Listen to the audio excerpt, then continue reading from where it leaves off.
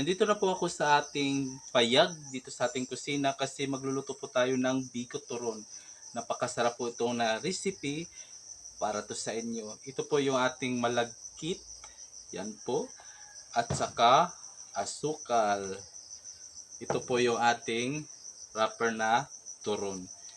Mag-umpisa na po tayong magsaing muna tayo mga ka-Israel. Ito po yung kaldero natin. Ito, napakalaking kaldero. Lagay natin dito yung ating bigas. Ayan. Hugasan muna natin to. Ayan, hugasan muna natin to.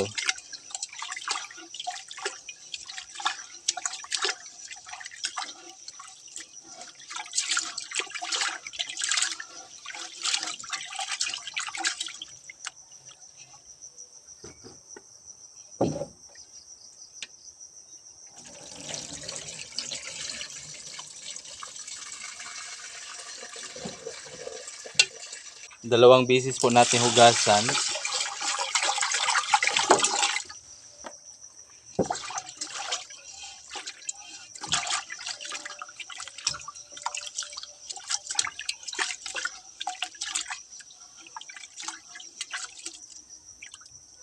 Tapos itapon ang napakalaking kaldero po ang ating ginamit.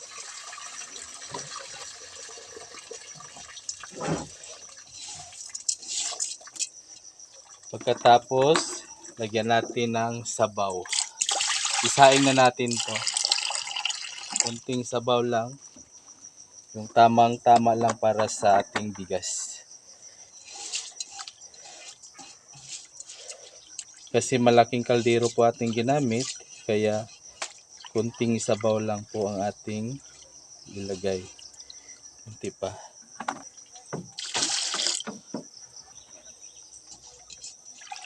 Okay. Isaing na natin. Tapan muna natin. Ito na, isa lang na natin sa apoy.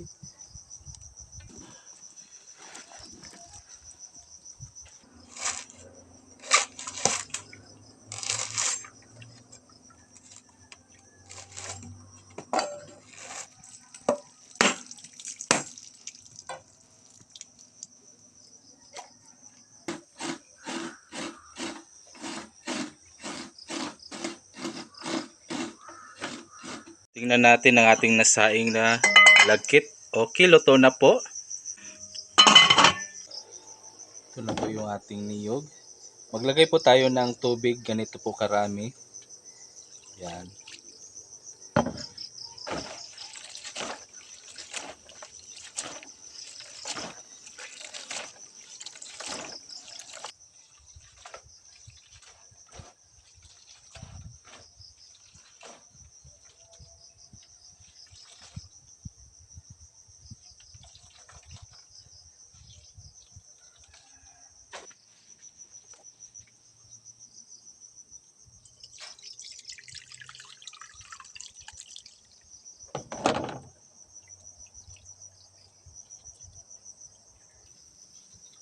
Okay guys, maglatik na po tayo ng kawali. Ito na po yung malagkit natin na bigas. Okay, maglagay na po tayo sa ating gata. Isang niyog lang po to mga ka-Israel. Asukal, 1/4 po ito. Paghaluin lang natin. Ito po ang paraan sa ating paglatik.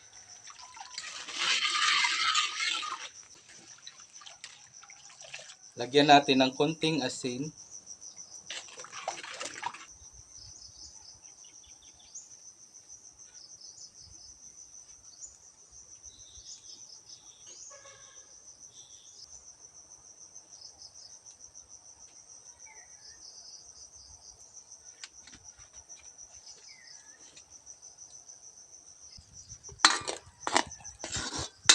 Okay na po ito.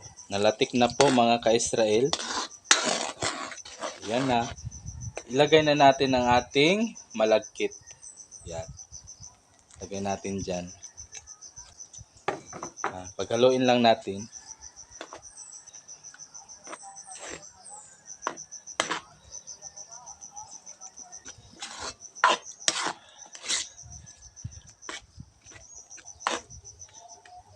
na po. Takpan muna natin. Okay, tingnan natin ulit. Okay na. Yan na.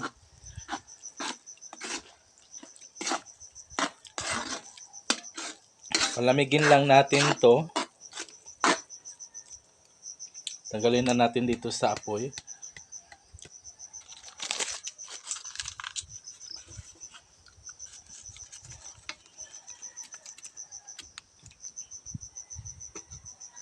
Dito na lang natin palamigin. Okay, magsimula na po tayong magbalot. Konti lang po. Isang kutsara lang. Tapos coating. Tupiin dito sa gilid. Yan. Dandahan lang. Tapos lagyan natin ng tubig. Yan sa gilid. Yan. Okay, ayan na po.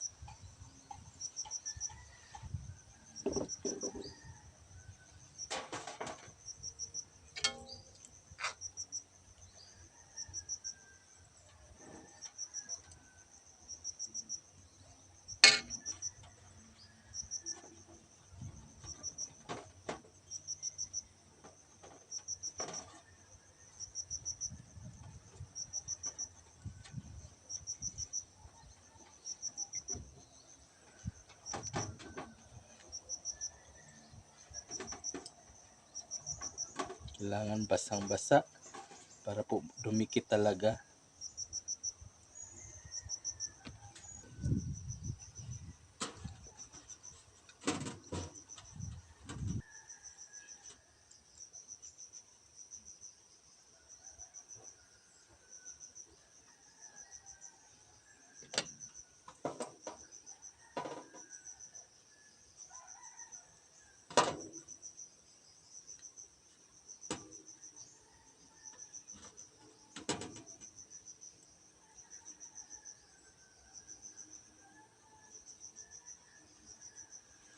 Tapos, kailangan basahin natin dito.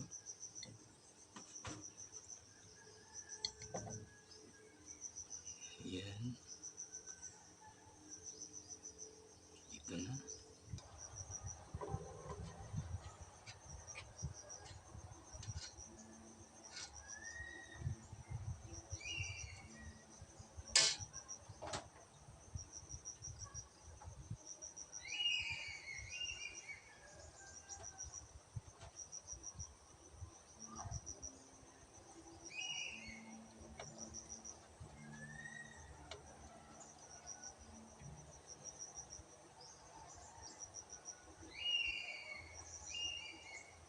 Lahat ang ating nabalot. Sa kalahating kilong malagkit ay umabot po tayo ng 37 pieces po. Ayan na, magluto na po tayo mga ka-Israel. Okay, umpisa na natin ang ating pagprito sa ating biko toron. Maglagay na po tayo ng mantika. Okay na tayo sa mantika.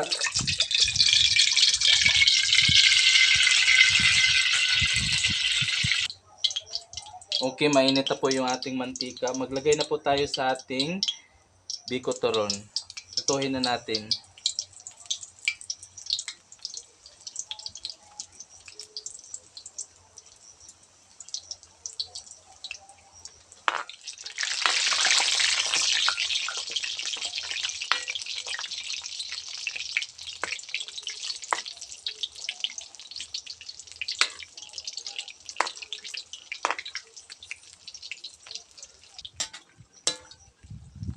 Okay, luto na po. Madali lang, lutuin ang ating turon.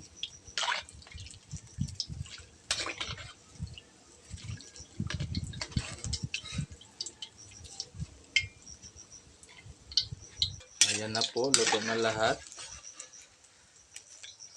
Pero hindi pa yan nagtatapos kasi may gagawin pa tayo dyan. Lagyan muna natin ng asukal.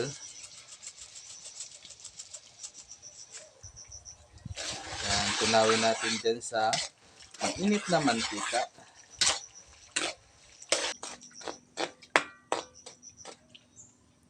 Pag natunaw na, ayan na po, natunaw na ang ating asukal. Ilagay natin ang ating mga nalutong biko turon kanina. Ano po yung nalagyan natin ng asukal.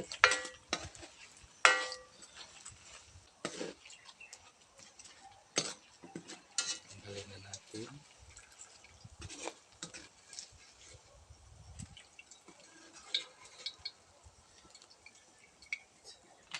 Okay, ito na lahat ang ating nalutong turon. Yan, napaka-crispy po ang ating nalutong turon. Yan na po. Kainan na. Doon na tayo kakain sa labas. Kain tayo doon. Yan. Punta tayo sa labas. Kasi presko po dito sa labas kumain mga ka-Israel. Ayan po. Dito po tayo sa ating upuan. Napakasarap po yung ating turon mga ka-Israel. Yan. Kaya na po tayo dito. Kasi fresh na fresh po dyan. Ito na po ang ating nalutong biko turon. Kauna na. Kainan na. Tikman natin to. Napaka-crispy. Ang sarap.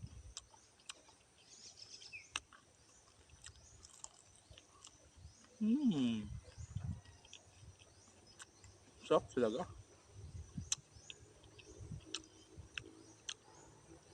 Masarap kainin kapag mainit pa.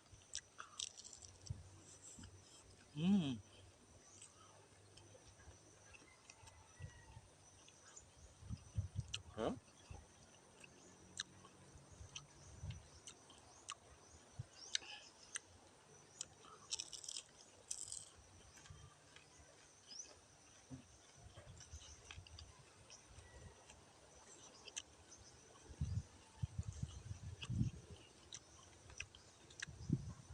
Ang sarap talaga.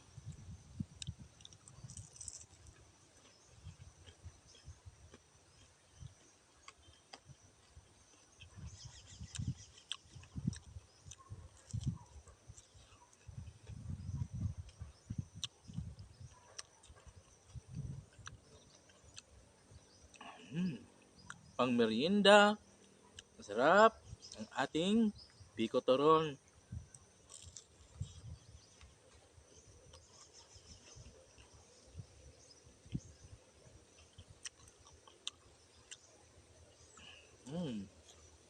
Ang sarap talaga.